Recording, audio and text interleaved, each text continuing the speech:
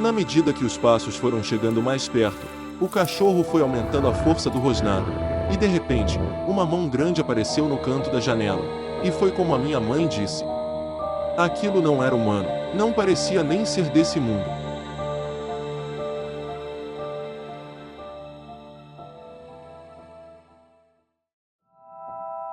Era uma das viagens em família no sítio. Foi em um final de semana qualquer, não era uma data específica. Nessa vez, nós dormimos no pavilhão.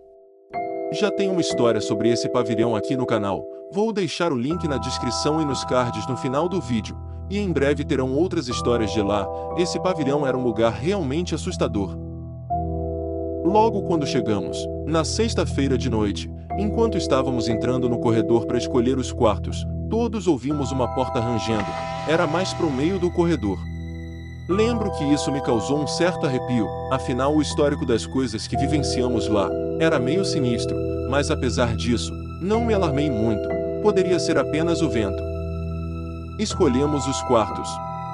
Meu irmão, meu primo e eu, ficamos no mesmo quarto, como normalmente escolhíamos. Na noite em que chegamos, ninguém queria dormir logo, como iríamos ficar apenas 2 noites, a ideia era curtir o máximo. Mas a viagem até lá é um pouco cansativa, então ficamos apenas na sala de jogos, jogando sinuca ou fliperama, e papeamos enquanto isso. Aos poucos o sono chegava, e a sogra da minha irmã era a primeira a querer ir dormir, mas como já havíamos contado um pouco as histórias desse sítio para ela, parece que faltou coragem para ir sozinha. Agora já estava bem tarde, todos já estavam cheios de sono, e fomos nos recolhendo para nossos quartos. Dessa vez, minha mãe tinha levado o cachorro junto, e no meio do silêncio da noite, percebemos que ele não parava de latir no quarto dela. Também dava para ouvir ela falando para ele ficar quieto, mas de uma hora para outra, o que ela passou a fazer foi perguntar para o meu padrasto se ele estava vendo aquilo. Era um tom de medo, algo estava assustando ela, e de repente o que deu para ouvir foi a porta do quarto deles abrindo de maneira abrupta. Nesse momento, todos os que estavam nos quartos mais próximos saíram rápido para entender o que aconteceu, inclusive eu e quem estava comigo. Minha mãe estava muito assustada, ela não falava nada que fazia sentido, e a única coisa que meu padrasto fazia era falar para ela que tinha sumido, que não era nada. Ninguém estava entendendo, todos estavam insistindo para eles falarem. Até esse momento, o cachorro ainda estava latindo, dessa vez de maneira mais calma, mas continuava atento na janela. Enquanto tentavam acalmar a minha mãe, eu fui até o cachorro para tentar fazer ele sair de lá, e ele estava tão atento naquilo que tinha visto, que chegou a tentar me morder na hora que eu encostei nele, mas logo que percebeu que era eu, começou a lamber a minha mão, como se fosse um pedido de desculpas, e mesmo assim, ainda estava bem atento no que estava lá fora. Todos se acalmaram. Minha mãe não sabia bem o que viu, ela só disse que parecia ter mãos grandes, aparentava até que tinha garras, parecia ser humano, só que meio deformado, ela não estava conseguindo descrever bem. Apesar de o dono do sítio ter muitas histórias sobre isso, não acreditávamos muito em lobisomens, isso até mudaria alguns anos mais pra frente, onde passamos por algo realmente convincente, mas essa experiência fica para um outro dia. Pela descrição que ela deu, parecia realmente que era um lobisomem, mas ela disse que não parecia algo físico, só que também não sabia explicar. Minha irmã falou para minha mãe e padrasto dormirem no quarto com ela e o namorado. Meu padrasto não estava assustado como a minha mãe, mas definitivamente ele estava abalado de alguma maneira. A sogra da minha irmã também ficou um pouco assustada, e minha avó chamou ela para dormir no mesmo quarto, acho que as duas se sentiriam mais seguras com alguma companhia. Como o meu quarto era virado para a mata, da mesma maneira que o da minha mãe era, fiquei apreensivo com a janela também, até cogitei mudar, mas meu primo falou que não precisava, que não ia aparecer mais nada.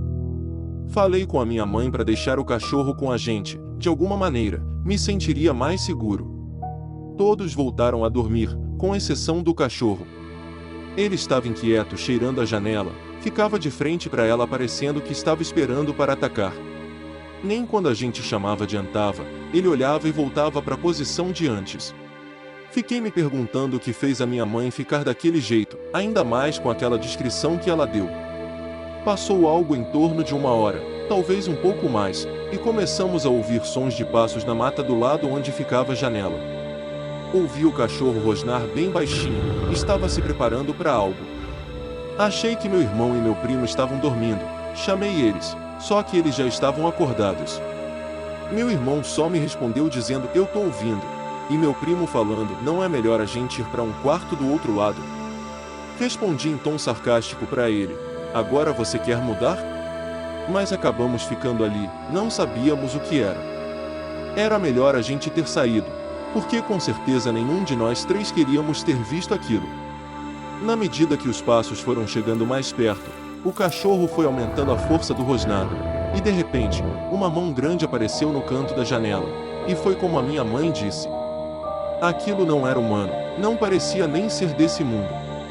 A impressão que eu tive é que era algum tipo de energia, só que escura, como uma massa preta, eu também não sei explicar, e na verdade, eles que estavam e viram comigo também não.